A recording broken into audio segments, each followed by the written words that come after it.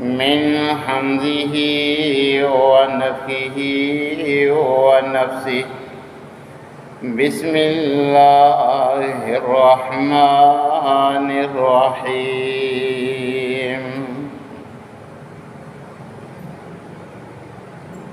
قال النبي صلى الله عليه وسلم: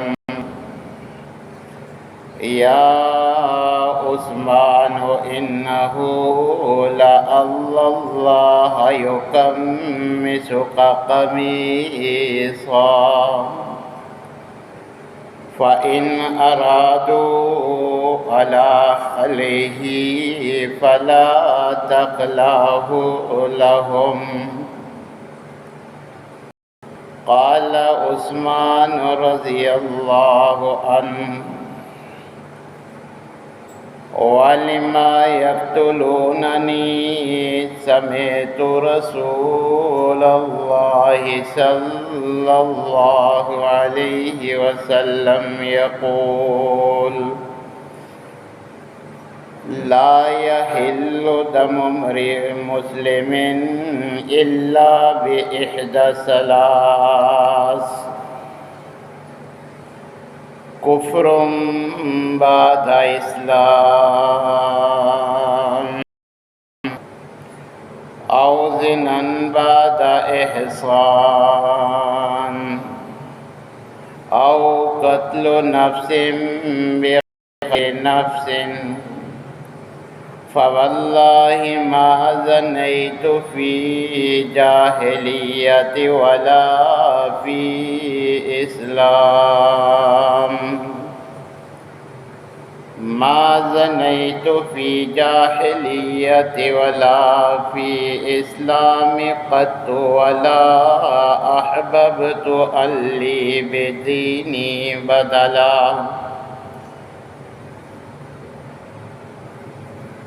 هداني الله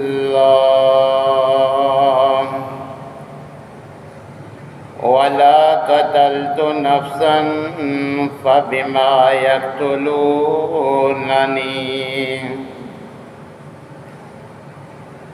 تمام قسم کی تعریفات مالک العلام ذوالجلال والاکرام وحدہ لا شریک، مالک کائنات اور خالق ارض و سما کے لیے لاکھوں کروڑوں درود و سلام اس ہستی اقدس و مقدس کے اوپر جن کا نام نامی اسم گرامی جناب محمد الرسول اللہ صلی اللہ علیہ وآلہ وسلم ہے۔ سامعین محترم، حضرت عثمان غنی رضی اللہ تعالیٰ عنہ کو نبی کریم علیہ السلام نے ان کی زندگی میں شہادت کی خوشخبری سنا دی تھی کہ اللہ تبارک و تعالی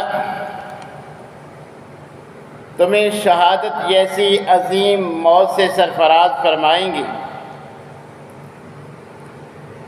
ایک مرتبہ نبی کریم علیہ السلام اپنے ان جانسار صحابہ کرام کے ساتھ احد پہاڑ پر تھی کہ امت محمدیہ کی ان عظیم شخصیات کو اپنے اوپر پا کر احد پہاڑ بھی خوشی سے جھومنے لگتا ہے۔ تو نبی کریم علیہ السلام اپنی ایڑی مبارک اس پہ مار کے کہتے ہیں: اسکن احد، کہ احد ٹھہر جا، تجھے علم ہونا چاہیے کہ اس وقت تیرے اوپر ایک نبی، ایک صدیق اور 2 شہید موجود ہیں۔ تو نبی کریم علیہ السلام نے اس موقع پر اللہ کی وحی کی بنا پر جناب عمر اور حضرت عثمان غنی رضی اللہ تعالیٰ عنہ کی شہادت کی خوشخبری ان کو سنائی۔ اسی طرح نبی کریم علیہ السلام نے اپنی زندگی ہی میں حضرت عثمان غنی رضی اللہ تعالیٰ عنہ سے جو تکالیف اور مصائب کا سامنا ہوگا اس کے بارے میں بھی ان کو باخبر فرمایا۔ صحیح بخاری کے الفاظ حضرت ابو موسیٰ الاشعری رضی اللہ تعالیٰ عنہ بیان کرتے ہیں کہ میں نبی کریم علیہ السلام کے ساتھ مدینہ کے ایک باغ میں تھا۔ نبی کریم علیہ السلام باغ کے اندر موجود تھے کہ ایک آنے والے نے اندر آنے کی اجازت مانگی۔ میں نے نبی کریم علیہ السلام کو بتلایا کہ کوئی اندر آنے کی اجازت مانگ رہا ہے، تو نبی کریم علیہ السلام نے فرمایا افتح لہ وبشرہ بالجنہ، کہ ان کے لیے دروازہ کھول دو اور جو آنے والا اندر داخل ہو اسے جنت کی بشارت بھی دے دینا کہ اللہ انہیں جنت عطا فرمائیں گے۔ تو حضرت ابو موسیٰ الاشعری رضی اللہ تعالیٰ عنہ فرماتے ہیں میں نے دروازہ کھولا تو جناب ابو بکر صدیق رضی اللہ تعالیٰ عنہ تھے۔ میں نے انہیں نبی کریم علیہ السلام کی وہ بشارت سنائی۔ انہوں نے اللہ کی حمد و ثنا بیان کی۔ پھر ایک اور آدمی اجازت طلب کرتا ہے، میں دوبارہ نبی کریم علیہ السلام سے پوچھتا ہوں تو آپ پھر وہی فرماتے ہیں افتح لہ وبشرہ بالجنہ، کہ اس آنے والے کے لیے بھی دروازہ بھی کھول دیجئے اور انہیں بھی جنت کی بشارت دے دیجئے کہ اللہ انہیں بھی جنت عطا فرمائیں گے۔ حضرت ابو موسیٰ فرماتے ہیں کہ اس وقت آنے والے جناب عمر فاروق تھے، ان کو بھی نبی کریم علیہ السلام کی طرف سے جنت کی بشارت سنائی گئی۔ انہوں نے بھی اللہ کی حمد و ثنا بیان کی۔ تو پھر تیسرے آدمی نے اجازت چاہی تو نبی کریم علیہ السلام نے فرمایا افتح لہ وبشرہ بالجنہ الا بلوى تصیبہ او تکون، کہ انہیں بھی اندر آنے کی اجازت دے دیجئے، دروازہ کھول دیجئے، انہیں جنت کی بشارت بھی دے دیجئے کہ ان کو بھی جو ان کی زندگی میں آزمائشیں آئیں گی، جو مصائب سے یہ دوچار ہوں گے، ان کے بعد ملا کر انہیں بھی اللہ تبارک و تعالی جنت عطا فرمائیں گے۔ تو جناب ابو موسیٰ الاشعری فرماتی ہیں اس مرتبہ آنے والے جناب عثمان غنی رضی اللہ تعالیٰ عنہ تھے۔ نبی کریم علیہ السلام کی بشارت اور پشین گوئی سے ان کو آگاہ کیا کہ آپ کو جنت کی خوشخبری بھی ہے، ساتھ نبی کریم علیہ السلام نے یہ بات بھی بیان فرمائی ہے کہ جنت تو ملے گی مگر پہلی آزمائشوں سے، مصائب سے گزرنا پڑے گا۔ تو جناب عثمان یہ بات سن کے فرماتے اللہ المستعان، کہ اللہ تبارک و تعالی ہی مدد کرنے والا ہے، اللہ ضرور مشکل معاملے میں میری مدد فرمائے گا۔ اسی طرح نبی کریم علیہ السلام نے انہیں اپنی زندگی میں خلافت کی، حکومت کی خوشخبری بھی سنائی تھی۔ ام المومنین حضرت عائشہ رضی اللہ تعالیٰ عنہ فرماتی ہیں کہ رسول اللہ صلی اللہ علیہ وسلم نے فرمایا یا عثمان انہ لعل اللہ یکمس قمیصا، کہ عثمان شاید اللہ تبارک و تعالیٰ تمہیں قمیض پہنائیں، اور یاد رکھو اگر اللہ تمہیں قمیض پہنائیں فَإِنْ أَرَادُوا، اگر لوگ ارادہ کریں عَلَىٰ خَلْعِهِ کہ آپ اسے اتار دیں، اللہ کی پہنائی ہوئی قمیض کو لوگ اتارنے کے لیے کہیں، فَلَا تَخْلَعْ لَهُمْ، آپ ان کے کہنے پر وہ قمیض مت اتارنا۔ محدثین کرام ان الفاظ سے قمیض سے مراد وہ خلافت کی قمیض ہے کہ نبی کریم علیہ السلام نے انہیں پیشین گوئی فرمائی کہ اللہ تمہیں خلافت کی قمیض پہنائیں گے، لوگوں کے اصرار پر بھی مستعفی نہ ہو جانا، وہ قمیض اتار نہ دینا۔ بلکہ مسند احمد کے الفاظ یوں ہیں کہ یا عثمان ان اللہ عز و جل عسیٰ ان یلبسک قمیصا فإن أرادك المنافقون على خلعه فلا تخلعه حتى تلقانی، کہ عثمان امید ہے اللہ تبارک و تعالیٰ تمہیں قمیض پہنائیں، لوگ اسے اتارنے کے لیے کہیں تو یاد رکھ منافقوں کے کہنے پر وہ قمیض اس وقت تک مت اتارنا حتیٰ کہ تمہاری مجھ سے ملاقات ہو جائے، یعنی موت قبول کر لینا مگر وہ قمیض نہ اتارنا۔ یہی سبب تھا کہ بلوائیوں کے اصرار پر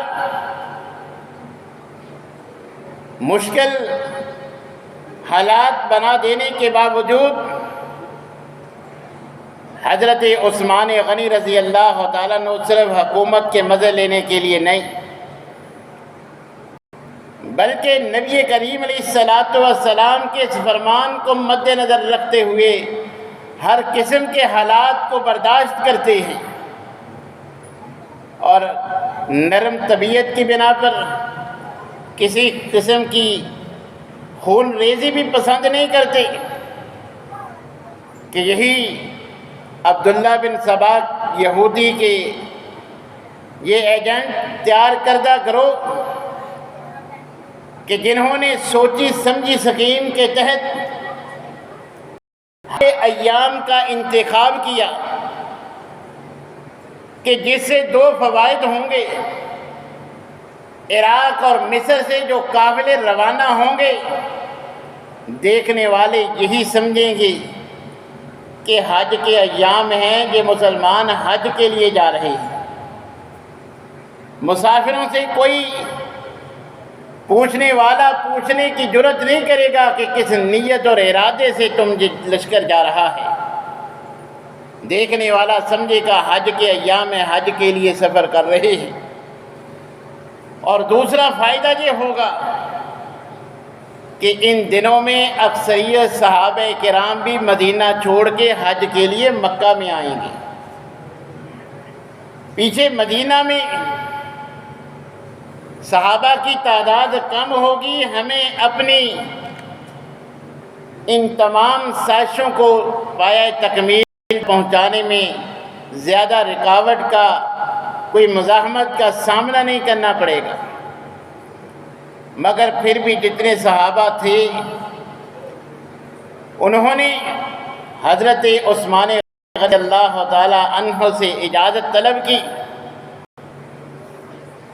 امیر معاویہ رضی اللہ تعالیٰ عنہ نے بھی آپ سے درخواست کی کہ امیر المومنین آپ شام آ جائیں، اپنے سرکاری فرامین صادر فرماتے رہیں، یہاں کے حالات اچھے نہیں ہیں، تو لہذا میرا مشورہ ہے، میری درخواست ہے کہ آپ شام ہمارے پاس آ جائیں۔ تو حضرت عثمان غنی رضی اللہ تعالیٰ عنہ مدینہ کی محبت اور مدینہ نبی کریم علیہ السلام کے شہر کے متعلق جو ان کے جذبات سے بیان کرتے ہیں کہ میں پسند نہیں کرتا کہ اپنے تحفظ کے لیے نبی کریم علیہ السلام کے شہر کو خیر باد کہہ دوں، میں مدینہ چھوڑ کر کسی دوسرے علاقے جانے کے لیے تیار نہیں۔ اور پھر عبداللہ بن زبیر اور دیگر صحابہ کرام آپ سے اجازت مانگتے ہیں کہ چلو ہماری تعداد کم صحیح، مگر پھر بھی اب حالات قابو سے باہر ہو رہے ہیں، امیر المومنین ہمیں اجازت دے دیجیے کہ ہم مزاحمت کرتے ہیں، ہم ان بلوائیوں سے جو ہے وہ جنگ کرتے ہیں۔ تو حضرت ابو ہریرہ اور عبداللہ بن زبیر رضوان اللہ علیہم اجمعین کی اجازت پر بھی آپ اجازت نہیں دیتے۔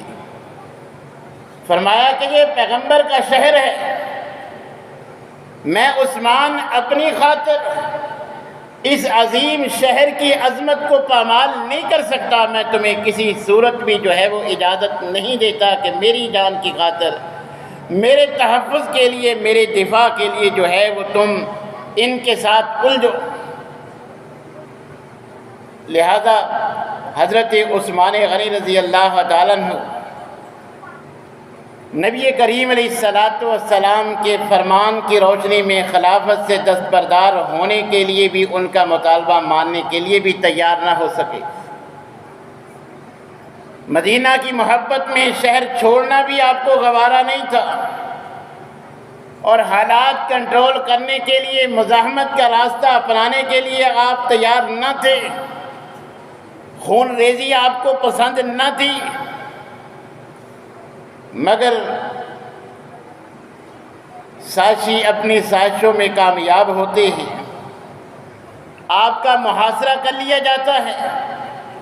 40 روز تک حضرت عثمان غنی رضی اللہ تعالیٰ عنہ کے گھر کا محاصرہ کیا گیا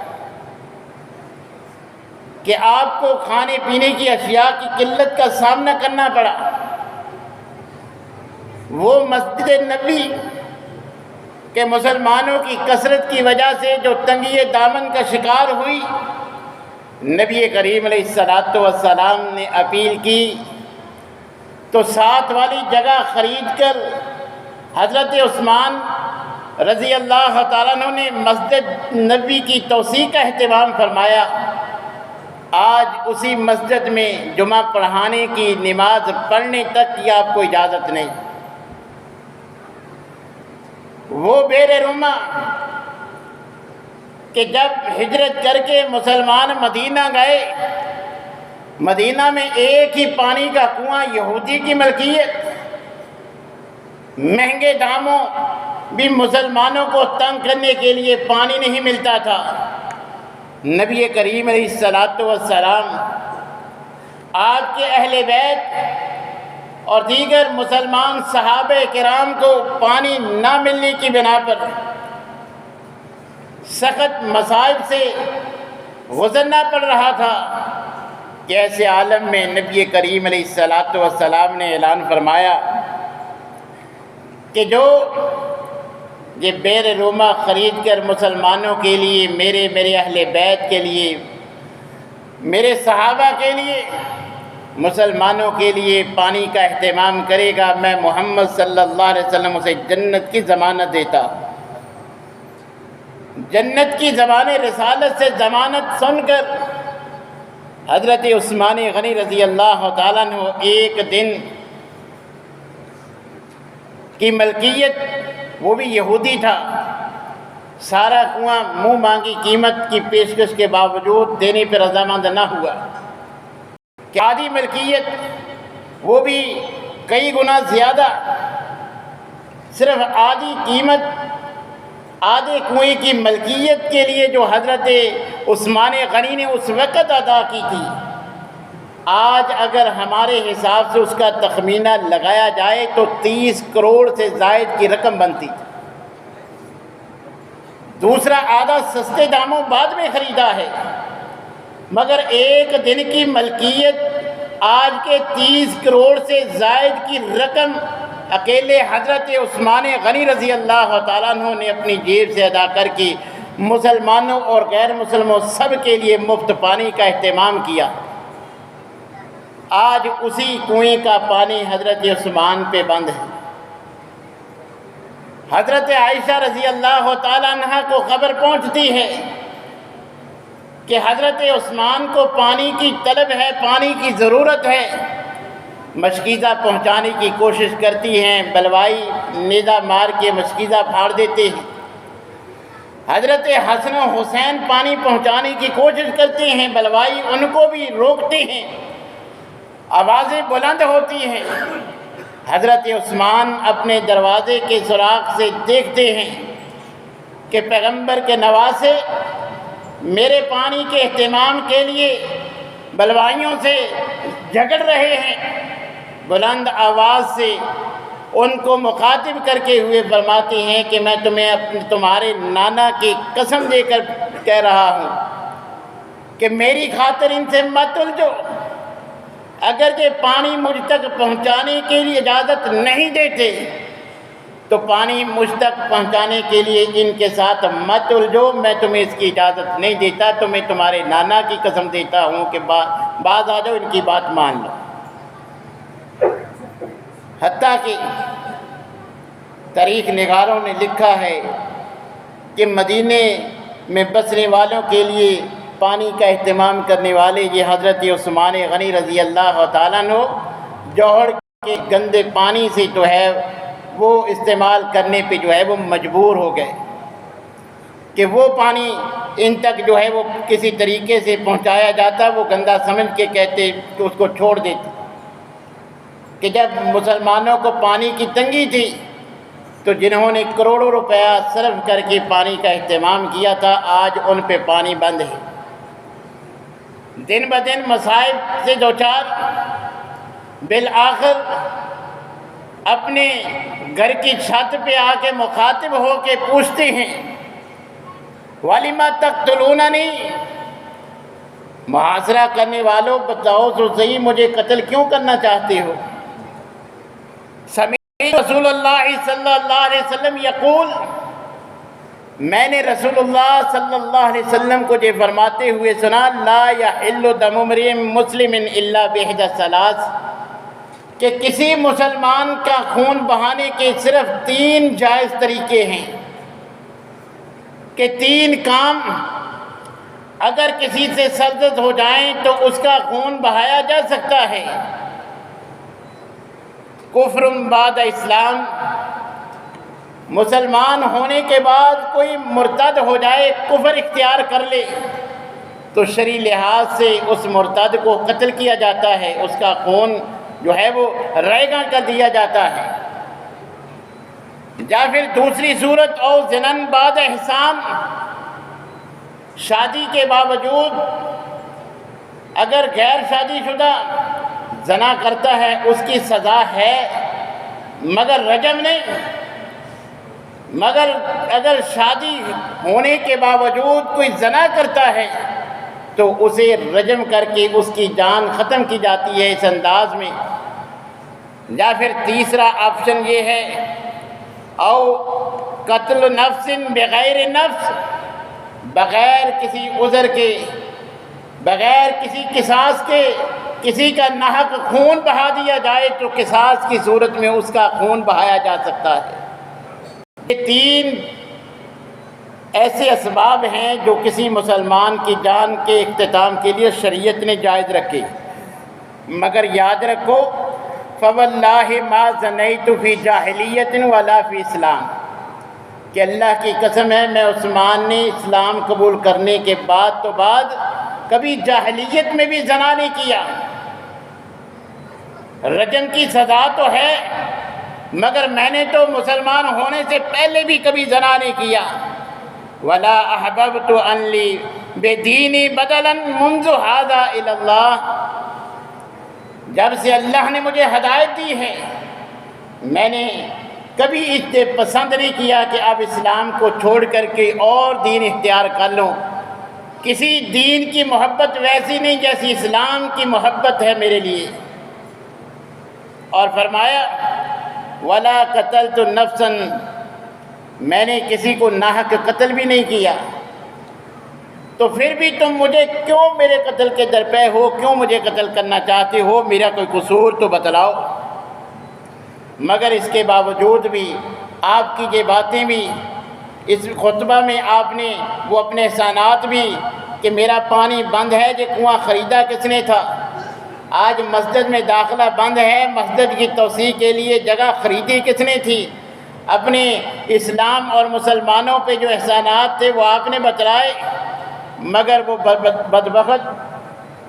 ساری باتیں سننے کے باوجود ان کے دل نرم نہیں ہوتے۔ حالات کو بھانپتے ہوئے حضرت علی اپنے صاحبزادوں کو حکم دیتے ہیں کہ حضرت عثمان کا، میرے ساتھی کا تم نے دفاع کرنا ہے، اس کی جان بچاتے ہوئے تمہاری جان چلی جائے تو مجھے کوئی پرواہ نہیں۔ اب حضرت حسن و حسین پہرے پہ موجود ہیں، مگر بلوائیوں نے دوسری جانب سے جو ہے وہ دیواریں پھلانگ کر اندر داخل ہوتے ہیں۔ داڑھی کی بے حرمتی کی جاتی ہے، 18 ذی الحجہ ہے، بدبختوں نے ایسے ایام تلاش کیے ہیں کہ سفر میں بھی ان کو مشکل نہ ہو، اور صحابہ بھی حج پر جو ہے وہ مکہ میں ہیں اکثریت کی، تو یہ 18 ذی الحجہ کا دن ہے کہ جس دن تہجد پڑھنے کے بعد جناب عثمان جب لیٹتے ہیں، آنکھ لگتی ہے، اٹھنے کے بعد اپنی زوجہ حضرت نائلہ سے فرماتے ہیں کہ ابھی نیند میں نبی کریم علیہ السلام کی زیارت ہوئی، حضرت ابو بکر و عمر کی زیارت ہوئی، اور نبی کریم علیہ السلام نے فرمایا کہ آج روزہ ہمارے ساتھ افطار کرنا، میرا وہ لباس، میرا وہ پجامہ اور سفید قمیض جو ہے وہ مجھے دو تاکہ میں اس کے لیے جو ہے وہ تیاری کر لوں، مجھے امید ہے کہ آج یہ بلوائی مجھے شہید کر دیں گے۔ تو بدبختوں نے دوسری جانب سے جو ہے وہ دیواریں پھلانگ کر اندر داخل ہوئے، داڑھی کی بے حرمتی کی، آپ کو جو ہے وہ شہید کر دیا گیا۔ آپ کی زوجہ جو ہے حضرت نائلہ بار روکنے کی کوشش کرتی ہیں تو آپ کے ہاتھ کی انگلی ہٹ جاتی ہے۔ نہ صرف آپ کو شہید کیا گیا، لاش کی بے حرمتی کی گئی، اور اس کے بعد جنازے پہ، تکفین پہ سب پہ پابندی لگا دی گئی۔ گھر کا محاصرہ ہے، جنت البقیع کا محاصرہ ہے، اور اسی طرح حضرت عثمان غنی رضی اللہ تعالیٰ عنہ کے آخری کفن دفن کا اہتمام کرنے کی اجازت نہیں ہے۔ 2 دن بعد رات کی تاریکی میں، تیسری رات، چند صحابہ کرام جان ہتھیلی پہ رکھ کے پچھلی دیوار کو میں سے راستہ بنا کر جو ہے وہ لاش کو باہر نکالتے ہیں، آپ کی تکفین کا جو ہے وہ اہتمام کرتے ہیں۔ چند صحابہ کرام، بعد مورخین نے جن کی تعداد 17 لکھی ہے، وہ آپ کی نماز جنازہ پڑھتے ہیں۔ حضرت جبیر بن مطعم آپ کی نماز جنازہ پڑھاتے ہیں، اور آپ کو بقیع میں جو ہے وہ دفن کرنے کی بھی اجازت نہیں ہے، تو آخر میں جا کے جھاڑیوں کا فائدہ اٹھا کے وہاں آپ کو دفن کیا جاتا ہے رات کی تاریکی میں،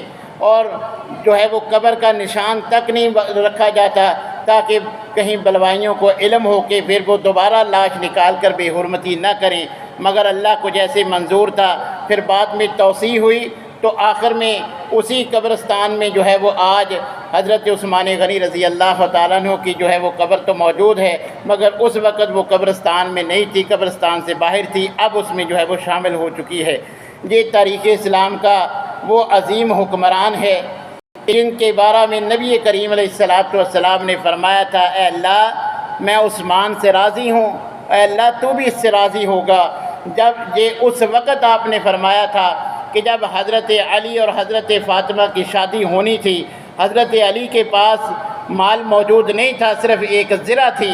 وہ زرہ بیچنے کے لیے جب حضرت ابو بکر و عمر بازار کا رخ کرتے ہیں تو ذہن میں بات آتی ہے کہ غیر مسلموں کو پتہ چلے گا کہ پیغمبر کے داماد کی جو ہے وہ زرہ بک رہی ہے تو مسلمانوں پہ وہ ہنسیں گے کہ یہ اپنے جہاد کے آلات بیچنے پہ مجبور ہو گئے ہیں، ایسی ان کی کنڈیشن ہے، کیوں نہ حضرت عثمان کے پاس چلے جائیں، ان کو کہیں وہ خریدنا چاہیں وہ خرید لیں تو بہترین معاملہ ہو جائے گا۔ حضرت عثمان بات سننے کے بعد کئی گنا زیادہ رقم بھی دیتے ہیں اور وہ ذرا بھی تحفۃً حضرت علی کو دے دیتے ہیں کہ یہ ان کی شادی کا بھی اہتمام ہو جائے گا، وہ اسی کے ساتھ جہاد کریں گے، مجھ عثمان کو جو ہے وہ اس کا اجر ملتا رہے گا۔ تو حضرت عثمان سے یہ سکے لے کر جب حضرت ابو بکر اور حضرت عمر نبی صلی اللہ علیہ وسلم کے پاس آتے ہیں، آپ جھولی میں جو سکے ڈال کے جو ہے وہ ان کو اٹھاتے ہیں، اپنے ہاتھ سے دوبارہ جھولی میں پھینکتے ہیں اور آسمان کی طرف نظر اٹھا کے اس وقت آپ نے فرمایا، بار بار فرمایا، اے اللہ میں عثمان سے راضی ہوں، اے اللہ تو بھی عثمان سے راضی ہو جا۔ یہ طریق اسلام کے سب سے بڑے حکمران تھے جو 71 سال کی عمر میں مظلومانہ جو ہے وہ اس انداز میں شہید کیے گئے، اور اس انداز میں ان کی جو ہے وہ قبر بنی کہ جس کا نشان بھی باقی نہ تھا، واضح قبر موجود نہ تھی، دیکھنے سے بھی پتہ نہیں چلتا تھا کہ یہ زمین میں جو ہے طریق اسلام کا سب سے بڑا حکمران جو ہے وہ موجود ہے۔ اللہ تبارک و تعالیٰ سے دعا ہے کہ اللہ تعالیٰ صحابہ کرام کے نقش قدم پہ چلنے کی ہم سب کو توفیق عطا فرمائے، جیسے اللہ ان سے راضی ہم سے راضی ہو جائے، اور صحابہ کی طرح ہمیں بھی اللہ تعالیٰ جنت کے وارث بنائے۔ وآخر دعوانا الحمدللہ۔